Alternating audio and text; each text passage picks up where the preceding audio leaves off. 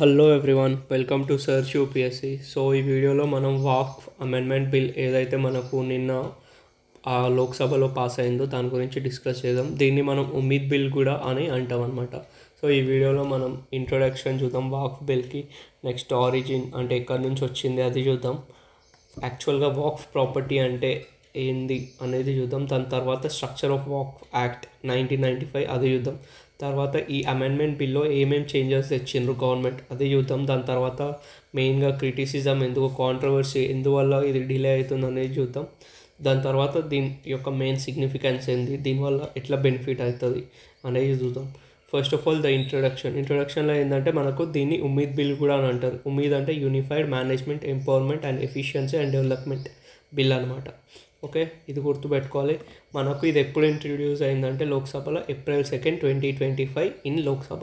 ఈ డేట్ అయితే మనం గుర్తుపెట్టుకోవాలి ఫర్ టీజీపీఎస్సీ ఎగ్జామ్స్, ఎందుకంటే మనకు ఈ factual kind of things dates pass అయ్యింది ఎప్పుడు అనే అవకాశం ఎక్కువ ఉంటుంది, అందుకోసం. నెక్స్ట్ మెయిన్ ఆబ్జెక్టివ్ ఏంటంటే దీనిలో మనం అంటే గవర్నమెంట్ ట్రాన్స్పరెన్సీని, అకౌంటబిలిటీని, ఎఫిషియన్సీని ఇంప్రూవ్ చేయడానికి దీనిలో వాక్ ప్రాపర్టీ మేనేజ్మెంట్, ఇప్పుడు ఏదైతే వాక్ ప్రాపర్టీ, బేసికల్గా వాక్ ప్రాపర్టీ అంటే ఏంటంటే ఇప్పుడు ఏదైనా ప్రాపర్టీ ఉందనుకో, నేను వాక్ ప్రాపర్టీ కింద రిలీజియస్ పర్పస్ కింద చారిటీ కింద నేను డొనేట్ చేస్తే ఏదైతే ఆ ప్రాపర్టీ డొనేట్ చేసిన ప్రాపర్టీస్ అన్నీ ఉంటాయి కదా, వీటిని వాక్ ప్రాపర్టీ అని అంటారనమాట. సో ఈ ప్రాపర్టీని మేనేజ్మెంట్ చేయడానికి ఈ అమెండ్మెంట్ ఆర్ ఎఫిషియన్సీ, ఈ మేనేజ్మెంట్ చేయడంలో ఎఫిషియన్సీ తీయడానికి మనకు ఈ అమెండ్మెంట్ బిల్ అయితే తెచ్చిందనమాట. ట్రాన్స్పరెన్సీ అంటే నువ్వు చేసింది అంటే ఏమేమి చేస్తున్నావు అనేది తెలియడానికి, ఇంకా అకౌంటబిలిటీ అంటే జవాబుదారీతనం. ఓకే, నెక్స్ట్ ఎఫిషియన్సీ అంటే మంచిగా పర్ఫామ్ చేయడానికి. ఓకే, ఇదనమాట. దాని తర్వాత ఆరిజిన్ ఎక్కడి నుంచి వచ్చిందంటే మనకు ఢిల్లీ సుల్తానేట్ నుంచి వచ్చింది. సో ఇది కూడా అడగవచ్చు ఎగ్జామ్లో, అంటే వాక్ కాన్సెప్ట్ అనేది ఫస్ట్ ఏ కింగ్డమ్ నుంచి వచ్చింది, మొఘల్స్ నుంచి అంటాడు, కాకపోతే అది తప్పు, ఎందుకంటే ఢిల్లీ సుల్తానేట్ నుంచి 12th centuryలో. సో దీన్ని ఎవరు మెయిన్గా ఫస్ట్ స్టార్ట్ చేసారంటే సుల్తాన్ మొయిజుద్దీన్ సమ్ గోర్ అనమాట. ఓకే, ఫస్ట్ ఆయన వాక్ ప్రాపర్టీని ఇచ్చిండు. దాని తర్వాత మొఘల్ పీరియడ్లో ఏమైందంటే అది ఎక్స్పాండ్ అయింది, అంటే రిలీజియస్ పర్పసెస్గా చారిటబుల్ యూస్ కింద ఎక్స్పాండ్ అయిందన్నమాట. ఇంకా నెక్స్ట్ బ్రిటిష్ రాజ్లో మనకు ఒక కాంట్రవర్సీ వచ్చిందనమాట.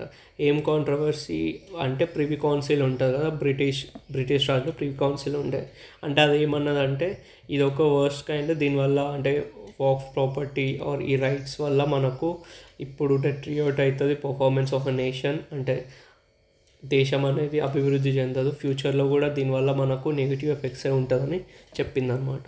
కాకపోతే మనకు 1939లో ఏమైందంటే ముసల్మాన్ వాక్ వ్యాలిడేటింగ్ యాక్ట్ అనేది అయితే ఒకటి గవర్నమెంట్ ఆఫ్ బ్రిటిష్ రాజ్ ఆ టైంలో ఉన్నది మనకు పాస్ చేసింది అనమాట. ఏది Mussalman Waqf validating act which protects the Waqf system. Okay, next independent ఇండియాలో ఏంటంటే మనకు వాక్ యాక్ట్ 1954 వచ్చిండే. దాని ప్రకారం ఏంటంటే సెంట్రల్ వాక్ కౌన్సిల్ అనేది ఎస్టాబ్లిష్ చేసారు అనమాట. ఈ సెంట్రల్ వాక్ కౌన్సిల్ అంటే ఏంటంటే ఇది ఇండియాలో రిలేటెడ్ ఏమంటారు సెంటర్కి, స్టేట్కి, ఇంకా వాక్ బోర్డ్స్కి డైరెక్షన్ ఇస్తుంది రిలేటెడ్ వాక్ ప్రాపర్టీ మేనేజ్మెంట్. ఇంకా ఇది దేని కింద వస్తుంది అంటే వాక్ సెంట్రల్ కౌన్సిల్, ఈ వాక్ కౌన్సిల్ దేని కింద వస్తుంది అంటే ministry of minority affairs. Okay, ఇది గుర్తుపెట్టుకోవాలి, మినిస్ట్రీ ఆఫ్ మైనారిటీ అఫైర్స్. ఇంకా దీనిలో 20 మెంబర్స్ ఉంటారనమాట. ఈ 20 మెంబర్స్ని ఎవరు అపాయింట్ చేస్తారంటే సెంట్రల్ గవర్నమెంట్. సో ఇది కూడా పెట్టుకోవాలా. ఓకే, ఇంకోటి ఏంటంటే దీనిలో అంటే ఎవరు లీడ్ చేస్తారంటే దీన్ని minister of Waqf bill.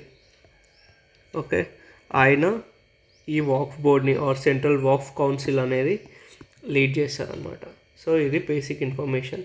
Next మనకు వాక్ఫ్ యాక్ట్ 1995 ఉంది. దీనిలో ఏంటంటే మనము స్ట్రెంథెన్ చేసినాము వాక్ఫ్ కౌన్సిల్ని, ఇంకా దాని ప్రొటెక్షన్ కూడా పెరిగిందనమాట. సో ఇది 1995 వరకు అమెండ్మెంట్ జరిగింది, దాని తర్వాత ఏం జరగాలి. సో ఇప్పుడు మనం నెక్స్ట్ చూద్దాం అనమాట. నెక్స్ట్ అసలు వాక్ఫ్ ప్రాపర్టీ అంటే ఏంటి. వాక్ఫ్ ప్రాపర్టీ అంటే మీకు ఎక్స్ప్లెయిన్ చేసిన కదా, వాక్ ప్రాపర్టీ అంటే బేసికల్గా ఏంటంటే ఇప్పుడు ఒక ప్రాపర్టీ ఉంది, ఆ ప్రాపర్టీని నేను డొనేట్ చేసిన దేనికోసం రిలీజియస్ పర్పస్ కింద చారిటబుల్ కింద, లేదంటే కమ్యూనిటీ వెల్ఫేర్. చారిటబుల్ అంటే సేవలాగా. సో దానికోసం నేను డొనేట్ చేసిన. సో దాన్ని ఆ ప్రాపర్టీ ఉంటుంది కదా, దాన్ని వాక్ ప్రాపర్టీ అని అంటారు ముస్లిమ్స్ ప్రకారం. ఓకే, ఆ వాక్ ప్రాపర్టీ, ఈ ప్రాపర్టీస్ అన్నిటిని మేనేజ్ చేసేదాన్నే వాక్ ప్రాపర్టీ మేనేజ్మెంట్ అంటారు. ఓకే, నెక్స్ట్ ఈ వాక్ ప్రాపర్టీ అనేది ఇర్రివోకబిలిటీ అంటే ఒకవేళ నువ్వు ఒకసారి ప్రాపర్టీ ఇచ్చినావంటే నువ్వు మళ్ళీ దాన్ని తీసుకోవడానికి రాదు. ఓకే, అది మెయిన్ థింగ్. నెక్స్ట్ ఇది వాక్ ప్రాపర్టీ అనేది are walk council are walk board అనేది, వాక్ సిస్టమ్ అనేది లార్జెస్ట్ ల్యాండ్ ఓనర్ అనమాట ఇండియాలో. ఎంత అంటే దీనికి 8.7 lakh ప్రాపర్టీస్ ఉన్నాయి. 9.4 lakh acres కవర్ చేస్తుంది అనమాట ఇండియాలో ఈ వాక్ఫ్ అనేది. వాక్ఫ్ ప్రాపర్టీస్ 9.4 lakh acres ఉన్నాయి. ఇంకా దీని వర్త్ ఎంత అంటే 1.2 లక్షల కోట్లు అనమాట. సో దీని ప్రాపర్టీ వర్త్ అంత. ఇవి మనము మెయిన్స్లో, టీజీపీఎస్సీ మెయిన్స్లో కానీ యూపీఎస్సీ మెయిన్స్లో కానీ యూజ్ చేసుకోవచ్చు. నెక్స్ట్ ఇది వచ్చేసి సెకండ్ లార్జెస్ట్ ల్యాండ్ ఓనర్ అనమాట. ఎవరి తర్వాత అంటే ఇండియన్ రైల్వేస్ ఇంకా ఆర్మ్డ్ ఫోర్సెస్ తర్వాత. ఓకే, నెక్స్ట్ వాక్ యాక్ట్ 1995 ఏమేమి డిఫైన్ చేస్తుందంటే, ఇది వాక్ బోర్డ్స్ అనేవి ఎస్టాబ్లిష్ చేసింది అనమాట 1995. ఏవేమంటే స్టేట్ లెవెల్లో ఇంకా సెంట్రల్ లెవెల్లో. ఓకే, నెక్స్ట్ వాక్ ట్రిబ్యునల్స్ కూడా అండర్ వాక్ యాక్ట్ 1995 ఎస్టాబ్లిష్ చేయబడ్డాయి. ఇవేం చేస్తుందంటే, ఏమన్నా డిస్ప్యూట్స్ ఉంటాయి కదా బిట్వీన్, ఏమంటారు ఇప్పుడు నాకు వాక్ బోర్డ్కి ప్రాపర్టీ మీద, లేదంటే వాక్ బోర్డ్కి central government or state government, వీటిని వాక్ ట్రిబ్యునల్ అనేది రిజాల్వ్ చేస్తుంది అనమాట. ఇంకా వాక్ ట్రిబ్యునల్ అనేది ఒక సివిల్ కోర్ట్ లాగా కూడా పనిచేస్తుంది. సివిల్ కోర్ట్ అంటే కోర్ట్ డెసిషన్ ఏంటంటే, అదేమైనా డెసిషన్ ఇచ్చింది అనుకో, ఏదైనా ఇద్దరి మధ్యలో ఉన్నది, సో ఆ డెసిషన్ అనేది ఫైనల్ ఇంకా బైండింగ్ అనమాట. ఇప్పుడు నేను వాక్ బోర్డ్ నేను పోయి నా ప్రాపర్టీని వాళ్ళు తీసుకున్నారు, అది నా ప్రాపర్టీ అన్నారు. దాని తర్వాత వాక్ ట్రిబ్యునల్ ఏమన్నదంటే అది నీది కాదు, వాళ్ళదే వాక్ బోర్డ్దే అంటే అప్పుడు నేను ఓకే వచ్చేసాను ఇంకా. అంటే అది చెప్పిందే ఫైనల్ డెసిషన్. ఇది పార్ట్ 1 అనమాట. పార్ట్ 2 సెకండ్ వీడియోలో పెడతా, ఎందుకంటే వీడియో లాంగ్ అయిపోతుంది. బాయ్.